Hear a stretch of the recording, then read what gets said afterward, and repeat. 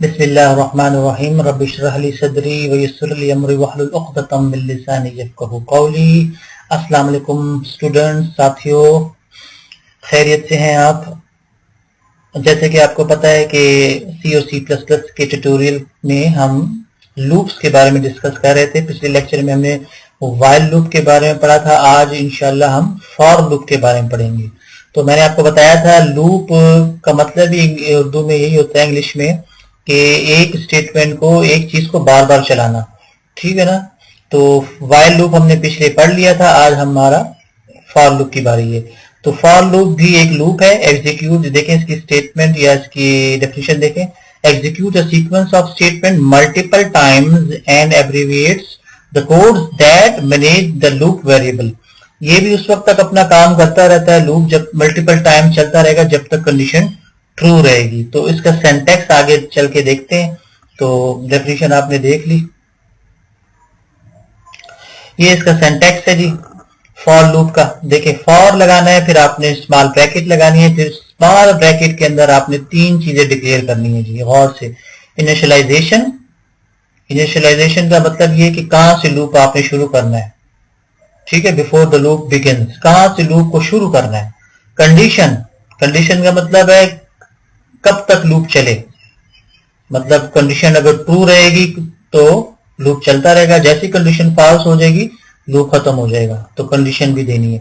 उसके बाद आपने इंक्रीमेंट लगाना है या डिक्रीमेंट लगाना है। इंक्रीमेंट का मतलब है लूप अगर आपने बढ़ाना है, एक तो लूप ये होता है ना कि आपने स्मॉल से बड़ी की तरफ जाने के, यानी कि 1 2 3 4 5, इस चीज का इंक्रीमेंट। बाज लूप हम इस तरह भी लगाते हैं कि डिक्रीमेंट भी करते हैं, मतलब बड़े से छोटे की तरफ आते हैं, यानी कि 100 से नीचे आना है, 100 99 98 97 इस तरह, तो उधर आप डिक्रीमेंट लगाएंगे। तो आमतौर पर इंक्रीमेंट और डिक्रीमेंट दोनों लगते हैं। तो increment portion is executed at the end of the each iteration. तो फॉर लूप में ये तीन चीजें आपने बतानी होती हैं। उसके बाद फिर आपने ब्रासेस लगाने, यानी कि ब्रैकेट्स, उसके अंदर आपने स्टेटमेंट्स लिखनी है। तो ये आपका सिंटैक्स है, जरा गौर से देख लें। ठीक है, इनिशियलाइजेशन, कंडीशन और इंक्रीमेंट या डिक्रीमेंट। तो ये देखें, एक छोटी सी एग्जांपल है। देखें, फॉर इनिशियलाइजेशन, देखिए आई इज इक्वल टू 0, यहां से मतलब आई 0, यहां से लूप शुरू होगा, यानी कि आई की कीमत 0 है। ठीक है, फिर आगे कंडीशन आपने बतानी है, यानी कि उस वक्त तक चले जब तक आई की कीमत 5 से कम रहे, मतलब 4 तक चले।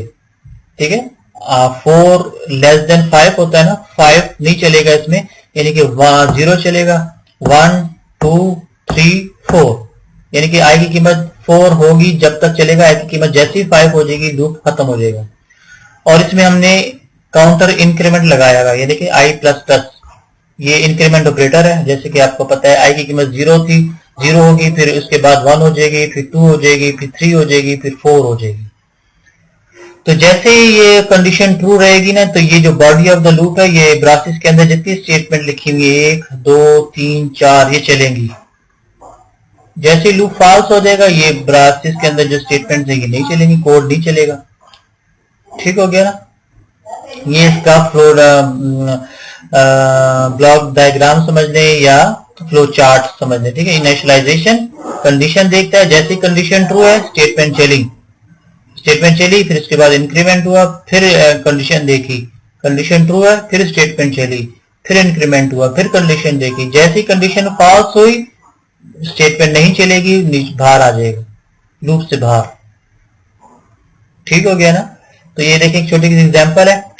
एन की कीमत, एन आपने दिया, फर्स्ट के एंटर दे दिया उसने 3। ठीक है, इंटर नंबर 3, अब लूप चला दिया। आई इज इक्वल टू, अब देखिए initialization, I is equal to 1। ठीक है जी, 1। आई लेस देन 11, बिल्कुल 11 से कम है आई, क्योंकि आई का आपने दिया 3। ठीक है, तो लेकिन आई की कीमत अब आपने इसने शुरू से चलानी है, लूप शुरू से चलेगा, क्योंकि initialization I is equal to 1 है, यानी कि आई 1 है, तो यार 11 से कम है जी, बिल्कुल कम है।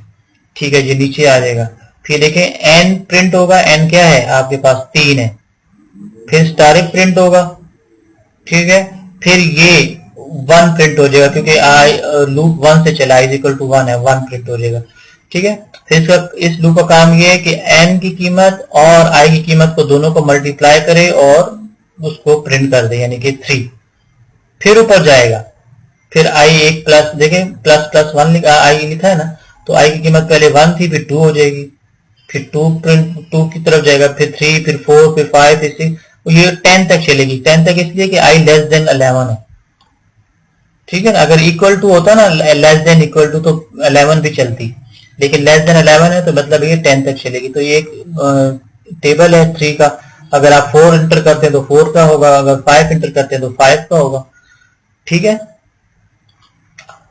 अच्छा, फॉर लूप में आप मल्टीपल इनिशियलाइजेशन और मल्टीपल अपडेट भी दे सकते हैं। अच्छा, मिसाल के तौर पे देखें, आपने एग्जांपल देख रहे हैं आप, तो आई इज इक्वल टू 1 और सम इज इक्वल टू 0, यानी कि दोनों मैंने चीजें बता दी कि आई 1 से शुरू हो और सम उसका 0 हो, तो ये मल्टीपल इनिशियलाइजेशन है।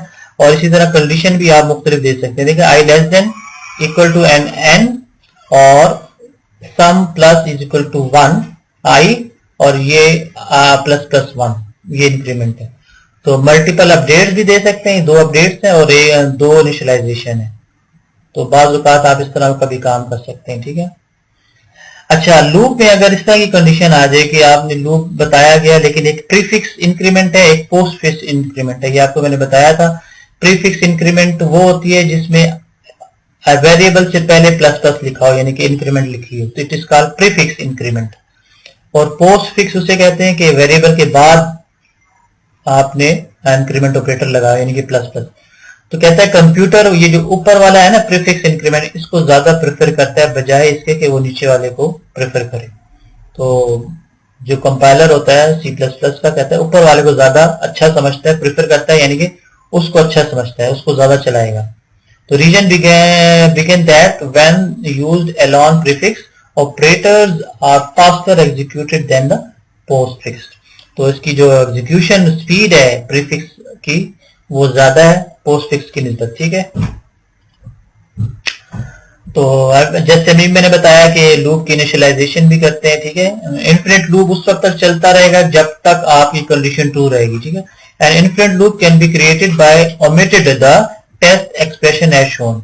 तो बाज़ औक़ात इस तरह भी होता है कि अगर आपने कंडीशन नहीं बताई, इसको खाली छोड़ दिया, तो लूप बस चलता रहेगा, इनफिनिट चलता रहेगा, ठीक है, खत्म ही नहीं होगा इनफिनिट, क्योंकि आपने कंडीशन बताई नहीं। इसी तरह infinite loop can also be created, अगर लूप इनफिनिट इस तरह भी चल सकता है कि ना आपने उसको इनिशियलाइजेशन बताया, ना आपने कोई कंडीशन बताई, ना आपने उसको इंक्रीमेंट डिक्रीमेंट बताया, तो बस ये लूप चलता रहेगा। तो ये था फॉर लूप, ठीक हो गया ना। तो बाज़ औक़ात एम्प्टी लूप का भी कंसेप्ट होता है। एम्प्टी लूप क्या होता है जी? खाली लूप जिसे कहते हैं empty loop. If the loop does not contain any statement in its loop body, तो वो एम्प्टी लूप कहलाता है। मतलब बॉडी में कोई स्टेटमेंट ना लिखी हो, it is said to be an empty loop. तो देखें, फर्स्ट ये लूप है लेकिन बॉडी में इसके कुछ भी नहीं है, खाली है, ठीक है ना।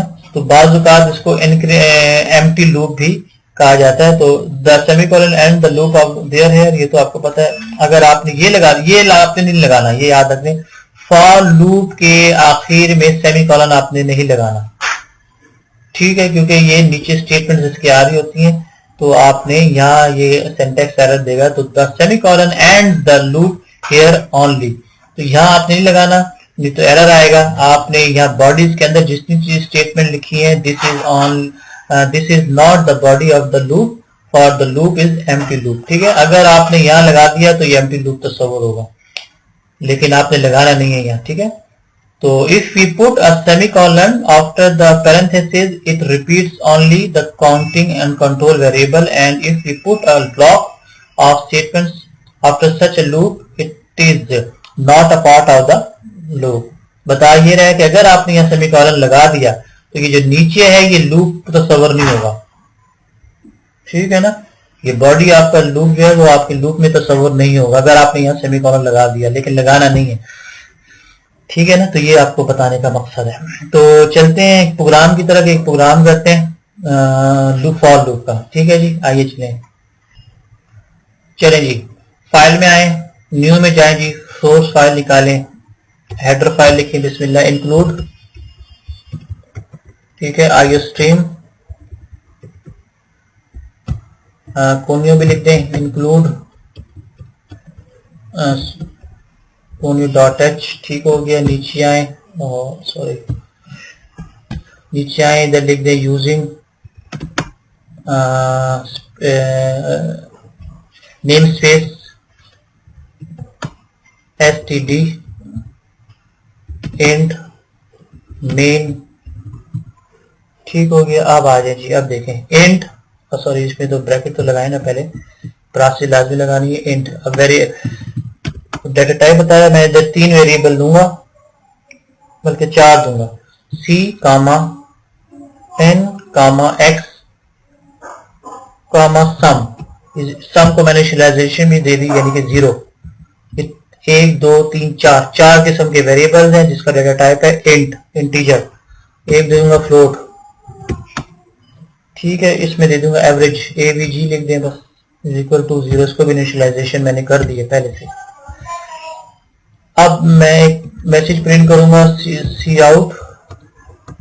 क्या मैसेज करूंगा? How many numbers, how many numbers, ठीक हो गया। इज इक्वल टू दे दें यहाँ, और यहाँ सेमीकोलन लगा दें, ठीक है। सी इन दे दें, यहाँ मैंने इनपुट करना है, किसको करना है जी? एन को, एन इज अ इनपुट, ठीक है जी। अब ये प्रोग्राम है क्या देखें पहले। अब मैं फॉर लूप लगाता हूँ, जरा नीचे कर लेता हूँ, देखो for c is equal to 1 semicolon, c less than equal to n semicolon, ठीक है, प्लस प्लस सी। अब मैंने यहाँ सेमीकोलन नहीं लगाना, मैंने आपको बताया है। अब यहाँ ब्रासेस लगानी है, फॉर लूप की ब्रासेस है। सी आउट मैसेज प्रिंट कर दे, \n लगाएं, आपको मैंने बताया था ये एक स्केप सीक्वेंसेस होती है न्यू लाइन के लिए, ठीक है। अगर आपने मैसेज के अंदर ही लिखना है तो न्यू लाइन के लिए होता है। तो give me a number, message कोई भी मैसेज प्रिंट कर दें, give me a number, double quote 1, ठीक हो गया, सेमीकोलन। अच्छा यहाँ ऐसा कर दें, ये लगा दें एंड, ठीक है। सेमीकोलन, यहाँ सेमीकोलन ना लगाएं, यहाँ तो नहीं लगता, यहाँ ना लगाएं, ठीक हो गया। नीचे आए, सी इन और एन दे दें जी, एन सॉरी एक्स, ठीक है। सेमीकोलन लगा दें जी, लगा दिया। अब सम कर दे जी, सम प्लस इक्वल टू, ये मैंने आपको बताया, ये कंपाउंड स्टेटमेंट मैंने कंपाउंड ऑपरेटर लगाया और एक्स सेमीकोलन, बस ठीक हो गया। अब जब हो जाए तो फिर मुझे आखिर में एवरेज निकाल के, सॉरी एवीजी मैंने लिखा था, एवरेज निकाल के दे। और एवरेज किस तरह होगा जी, आपको पता है, सम डिवाइडेड बाय एन, ठीक हो गया। फिर आप उसको प्रिंट कर दें \n के साथ, न्यू लाइन में प्रिंट हो जरा, average, the average is equal to लगा दें, ठीक हो गया। और एवीजी सेमीकोलन, बस ओके। यहाँ तक आपका प्रोग्राम, और रिटर्न 0 भी लिख दें, सेमीकोलन लिख दें, ठीक हो गया। प्रोग्राम को सेव करें, फाइल सेव एज किस नाम से करें, चलिए फॉर लूप कर दें जी, फॉर लूप, ठीक है। सेव, एग्जीक्यूट करें, ये देखें प्रोग्राम बिल्कुल सही है। कोई भी नंबर दे दें, फर्स्ट के मैं कहता हूं 5, ठीक है। तो गिव मी अ नंबर, ठीक है, मैं कहता हूं मुझे नंबर गिव करे, गिव मी अ नंबर। ये गौर से देखें, गिव मी अ नंबर, मैं नंबर देता हूं, कोई भी दे देता हूं, फर्स्ट के 2, ठीक है। फिर दे देता हूं 4, कितना चलेगा ये, क्योंकि मैंने 5 लिखा हुआ है तो 5 दफा ये लूप चलेगा। 4 दे दिया, अच्छा। फिर 5 चले, 2 दे देता हूं, फिर 6, फिर 4, कितनी दफा चला, 1 2 3 4 5 दफा चला। और इसका जो एवरेज आ गया वो 3 आ गया। 5 दफा इसलिए चला क्योंकि मैंने हाउ मेनी नंबर्स लिखे, देखें हाउ मेनी नंबर्स n, तो देखें c less than equal to n, तो n में 5 मौजूद है तो 5 दफा ये लूप चलेगा। ठीक हो गया ना।